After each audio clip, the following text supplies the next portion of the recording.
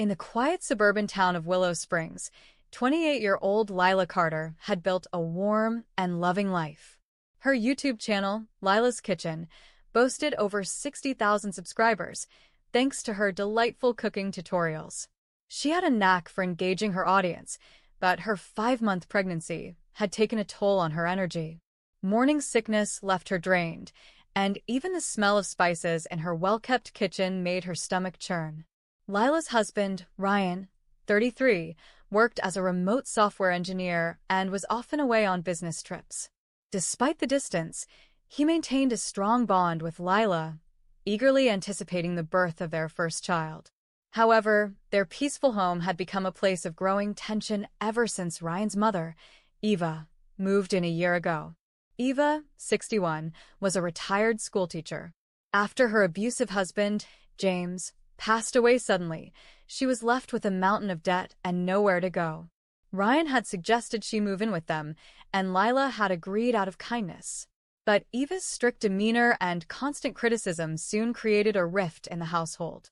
"These videos of yours are so undignified," Eva remarked one morning, her sharp tone cutting through the room as she observed Lila setting up her camera. Lila ignored the comment, focusing instead on the supportive messages from her viewers. But deep down, she felt the weight of Eva's disapproval. Lila's days were a delicate balance of managing her health, maintaining her YouTube channel, and navigating the growing tension with Eva. One morning, after yet another restless night, she woke up feeling particularly weak.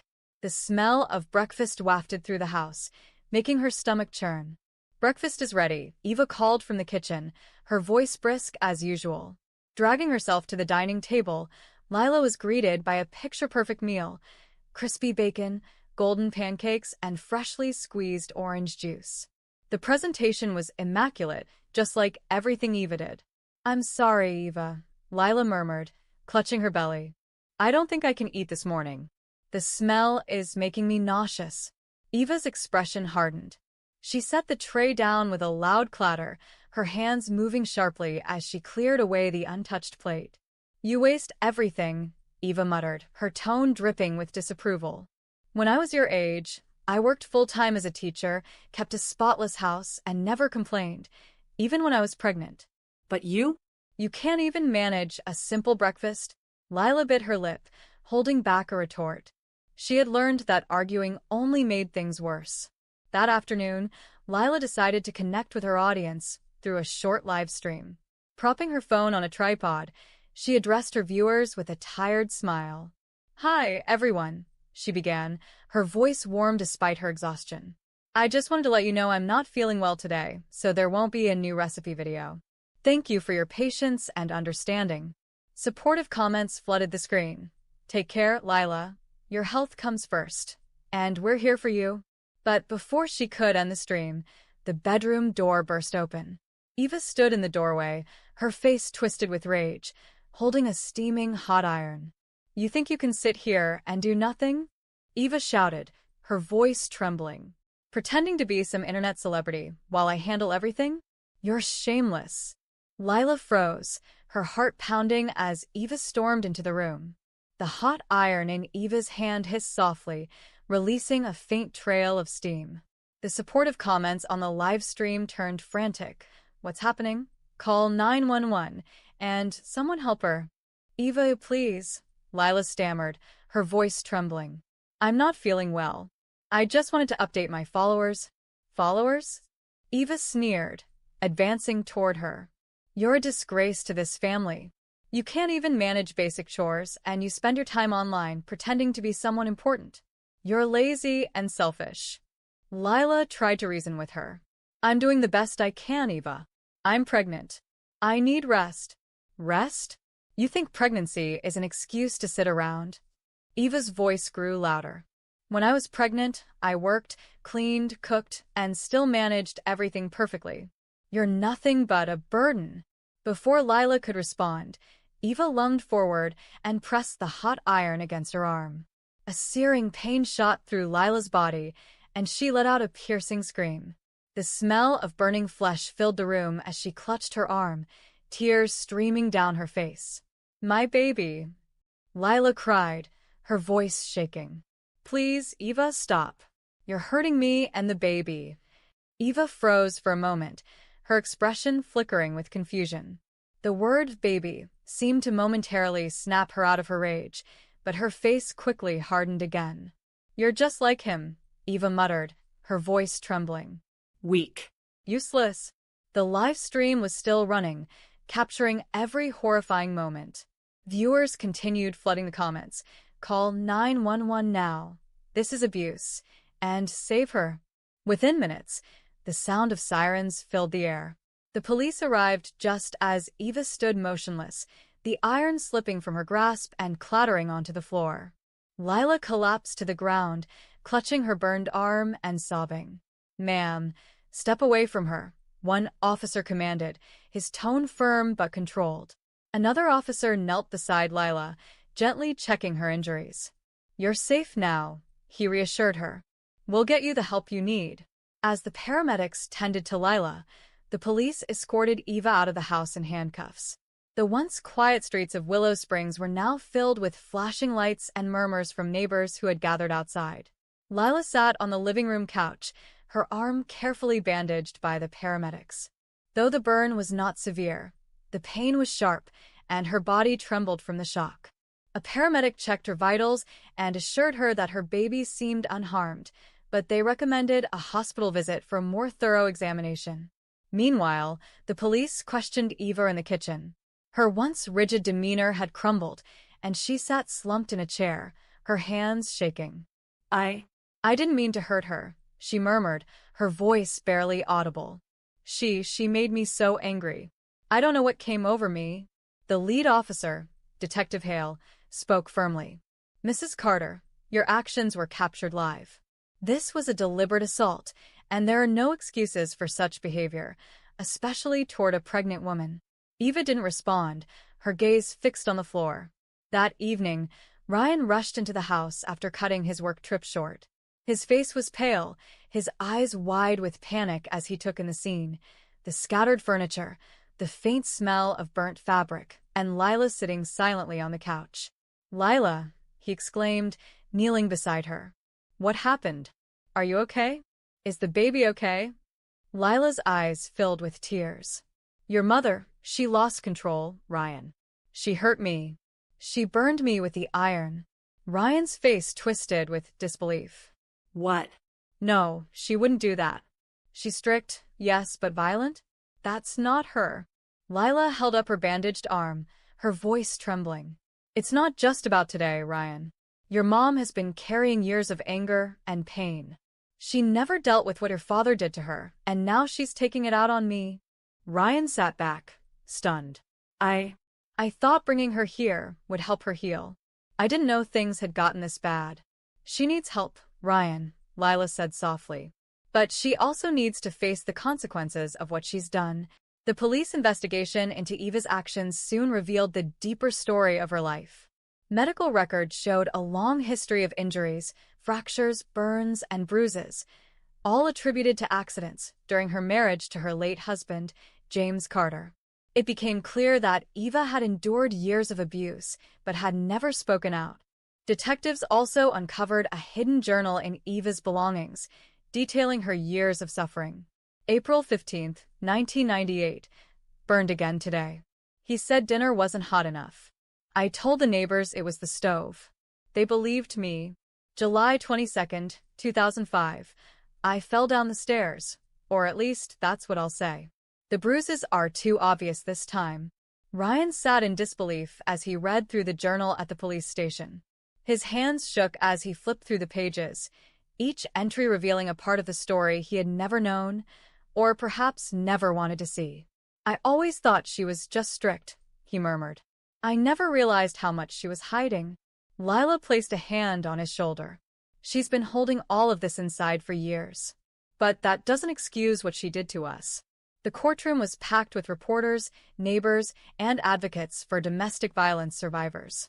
The case had drawn widespread attention due to the live stream, which captured Eva's attack on Lila in vivid detail. The prosecution presented the footage along with medical evidence of Lila's injuries, emphasizing the seriousness of the assault. Eva's defense attorney acknowledged her guilt, but highlighted her traumatic past as a survivor of decades of domestic abuse. He argued that while Eva's actions were inexcusable, they stemmed from unresolved pain and a lifetime of psychological damage inflicted by her late husband. Eva stood at the defendant's stand, her hands clasped tightly. "I know what I did was wrong," she said, her voice trembling. "I let my anger and pain consume me, and I hurt the people who gave me a home when I had nowhere to go. There's no excuse for what I did, and I accept whatever punishment the court decides." The judge, a stern but empathetic woman, addressed Eva directly. "Mrs. Carter, your story is one of profound suffering, and this court acknowledges the trauma you endured. However, your actions against your daughter-in-law, a pregnant woman, cannot be overlooked. Domestic violence, in any form, must be met with justice." The courtroom fell silent as the judge delivered her sentence. "This court sentences you to 18 months of incarceration, to be served at the state correctional facility. Mandatory psychological therapy during your imprisonment to address your trauma and anger management. A $20,000 fine, which will be allocated toward Lila's medical expenses and programs supporting domestic violence survivors. 3 years of probation following your release, during which any violation of terms will result in further imprisonment." Eva nodded, tears streaming down her face. "Thank you, Your Honor," she whispered. "I'll do whatever it takes to make amends." As Eva was escorted out of the courtroom in handcuffs, reporters swarmed the courthouse steps. The hashtag Justice for Lila had once again gone viral, with many expressing relief that justice had been served. However, some voices highlighted Eva's complex story, sparking discussions about the cycle of abuse and the need for better support for survivors. Ryan and Lila left the courthouse quietly, their hands intertwined. "I don't know how to feel," Ryan admitted, his voice heavy with emotion. "She's my mom, but what she did to you, to us, I can't forgive that." Lila gave his hand a gentle squeeze. "It's okay to feel conflicted, Ryan. She's facing the consequences of her actions, and that's what matters right now." With Eva's sentencing behind them, Lila and Ryan began the slow process of rebuilding their lives. Ryan took a leave of absence from work to focus on supporting Lila through the remainder of her pregnancy. He also started attending therapy to process the trauma of his childhood and the recent events involving his mother. One evening, as they sat on the couch, Ryan turned to Lila. "I've been thinking," he said, his voice hesitant. "I want to transfer to a local position. No more long trips. I need to be here, for you, for the baby." Lila's eyes softened, and she reached for his hand. "That means a lot, Ryan. We need to move forward together." In the state correctional facility, Eva began her mandated therapy sessions. Initially, she resisted opening up, ashamed of the decisions that led her there. But over time, with the help of her therapist and group counseling sessions, she began confronting the decades of abuse she endured. "For years, I thought being perfect would protect me," Eva admitted during one session. "If the house was spotless, if dinner was on time, if I smiled enough, maybe he wouldn't hurt me. But perfection wasn't the answer. It was my prison." Her words resonated with other inmates, many of whom were also survivors of trauma. Slowly, Eva started to see a path toward redemption. As Lila's pregnancy progressed, she found new purpose in sharing her story. Her YouTube channel, once focused solely on cooking, evolved into a platform for raising awareness about domestic violence. "Today, I'm not just sharing a recipe," she said in her first new video. "I'm sharing my journey. Domestic violence isn't always visible, but it leaves scars that run deep. If you're going through this, know that you're not alone, and there's hope." The video went viral, with thousands of viewers sharing their own stories in the comments.